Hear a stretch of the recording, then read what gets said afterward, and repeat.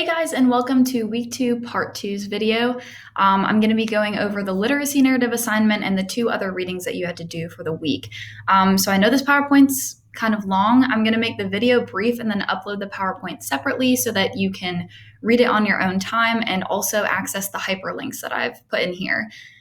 Before I get started, I also wanted to do two things. First, thank you for your introduction blogs. They were really interesting and helped me to get to know you better, and they also made me realize that most of you are way cooler than me, and I need to develop more hobbies. But they were awesome, so thank you for that. The second is that I am working on grading your discussion posts for the week, and I will be also grading your PSA blogs for those of you that chose to do it for this week. If you're still confused about the difference between your weekly discussion posts and the PSA blogs, then look at the first video that I posted for week 2 under Unit 1, Week 2, and also check out the syllabus and some of the announcements that I put on Blackboard, because I tried my best to clarify the difference between the discussion posts that you post every week and the PSA blogs that you only have to do 5 of and can choose which weeks throughout the semester you want to do them. So anyways, let me present this really quick and get rid of my face.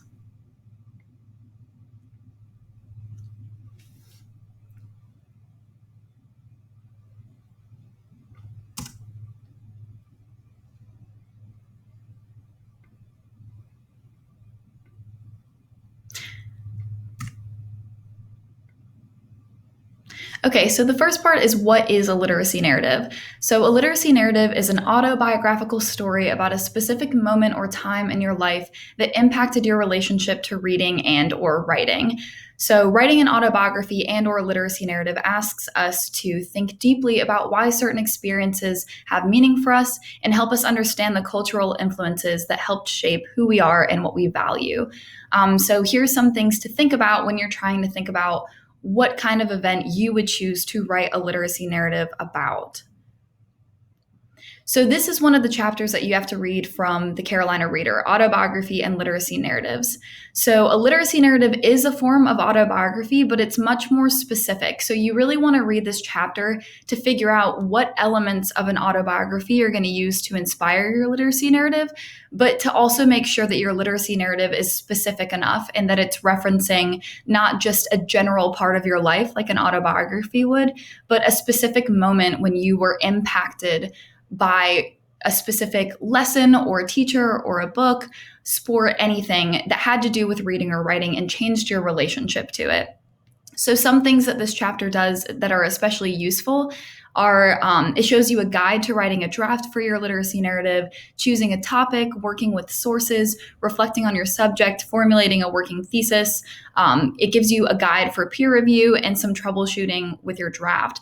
So obviously, we are going to talk about this a little bit more as we go on through the semester because your literacy narrative isn't due until the end of Unit 1. But it's a good idea to start thinking about it now so that you have time to think about what you want to write about and start doing some outlining.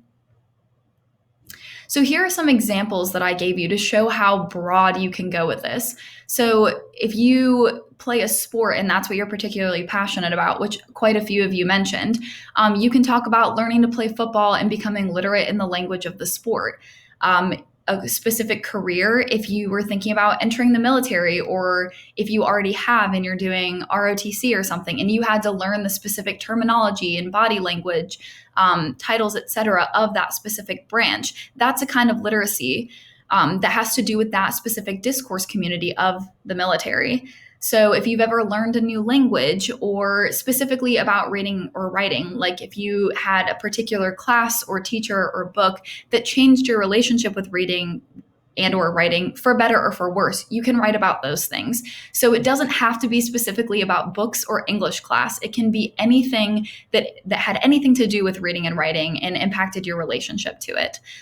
So just for example, what I might write a literacy narrative on is Khaled Hosseini's The Kite Runner that I read in my AP Lang class junior year of high school with Mrs. Acker. So after reading that book, it particularly affected me and has stuck with me because, one, it made me realize how unaware I was of other cultures other than my own within the United States. And it also taught me how to empathize with others, especially those who are experiencing things that you haven't and might not ever, that those experiences are still really important to formulating your perception of the world at large. So that book and that lesson not only changed my relationship with what books can do for you, but it also changed me as a person. And then it also is part of what made me decide to be an English major and specifically an English teacher. So that's just an example of something that you could write your literacy narrative about. So it's autobiographical because it has to do with me, but the specificity of it is that it has to do with a particular element or experience with reading and or writing. And then another example that I won't get into, but even if you've just watched a TED Talk about reading and writing or education or about a specific discourse community that you're a part of, you can definitely write it on that as well. Okay. And then here are some resources. These hyperlinks you should be able to click to, and they'll take you to the Norton Guide to Writing a Literacy Narrative. It's super, super helpful and very specific and has some more examples if you want them. And then this is a link to a digital archive of literacy narratives. So if you want to look up any literacy narratives that have to do with what you're thinking about writing about, then you can do that too for some inspiration. Okay. The last thing is just to be creative and thoughtful with it. So while you do need to stay focused on telling your story, I want you to be creative with your language and delivery. So you can totally feel free to use pictures. So if you're writing about a particular time in your life and you have some really cool pictures from that moment that you feel like will help demonstrate particular parts of your literacy narrative, you can definitely include those. And I also encourage you to do something multimodal if you want to. So some of you guys mentioned that you're like media arts majors. So if you want to make like a blog website page or you want to write it like an article, then you can totally do that and then just drop me the link for it or upload it to Blackboard. But the most important thing is to write about something that really matters to you, something that you feel like has actually impacted you in whatever way and has changed your perception of reading and or writing. So I'm just going to briefly go over the assignment details because you can access the full document under Unit 1, Week 2, Read and Review. But basically what it's asking you to do is to compose an informative autobiographical literacy narrative about a time you learned to read, write, and or engage with a specific discourse community. Briefly, a discourse community is a group of people who are interested in the same ideas. But if you haven't already yet, your first intro reading from the Carolina Reader from week 1 explains in depth what a discourse community is. So your literacy narrative is going to be about 1,000 to 1,500 words composed in MLA format. If you're not familiar with MLA format, the specifics for that are in your everyday writer. I encourage you to use first-person pronouns, be creative with your writing style and your narrative, and like I said, encourage you to do multimodal. That assignment detail also gives you very specific guidelines for an A paper.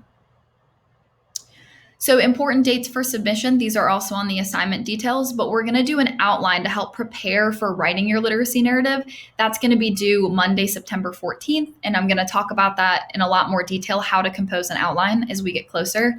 But then you're going to submit a peer-reviewed draft on September 21st, a ghost grade draft, which basically means you're going to turn it into me and I'm going to give you a hypothetical grade for it, so what it is right now. But then throughout the semester, we're going to be editing all of our writing, and you're not going to have your final grade for it until you submit your final portfolio at the end of the semester. So we're going to have plenty of time to polish up your writing and revise.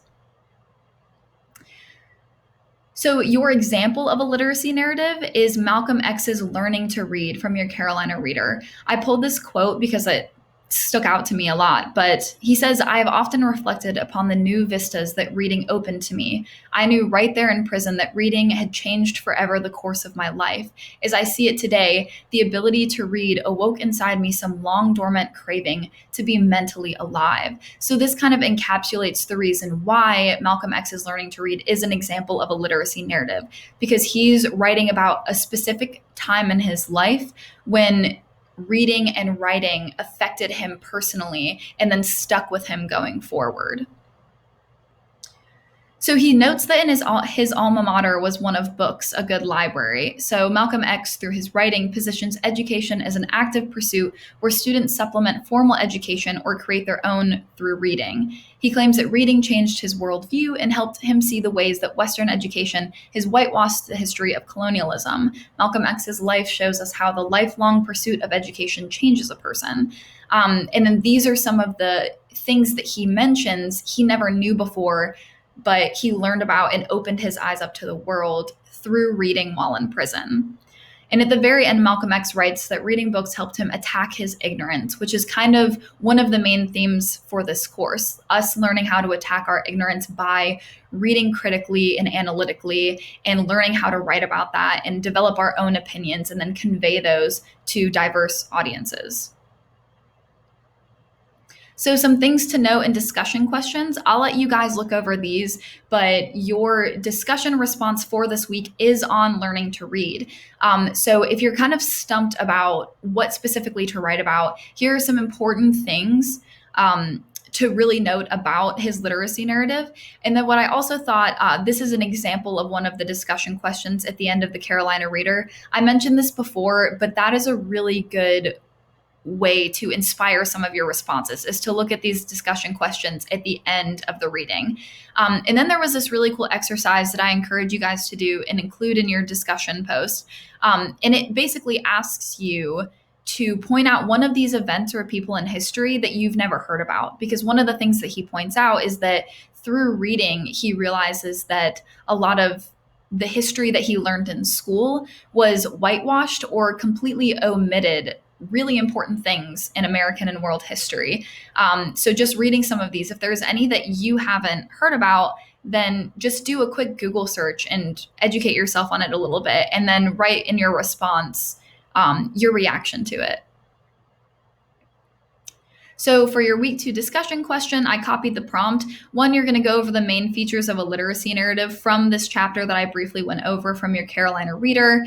And then you're going to explain how learning to read fits into the genre of a literacy narrative. Then craft a meaningful response to 2 others' posts. So your original response is due tonight by 11:59 p.m.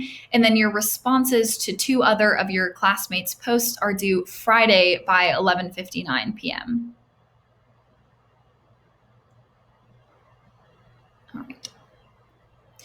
So if you guys have any questions about the literacy narrative assignment or about this reading or anything, I want you to reach out and let me know. And then this is just a quick reminder too, that my office hours are from 11 a.m. to 2 p.m. on Friday. So if you want to just jump in and chat, if you have any general questions about USC or being a freshman here, about this class, about the assignment, about anything, I encourage you to pop in. You can stay for as long as you want. If you want to talk for 5 minutes, that's totally fine. If you want to go through Blackboard a little bit more, then we can do that. I can share my screen with you and we can learn how to navigate it. But whatever you guys need, just let me know.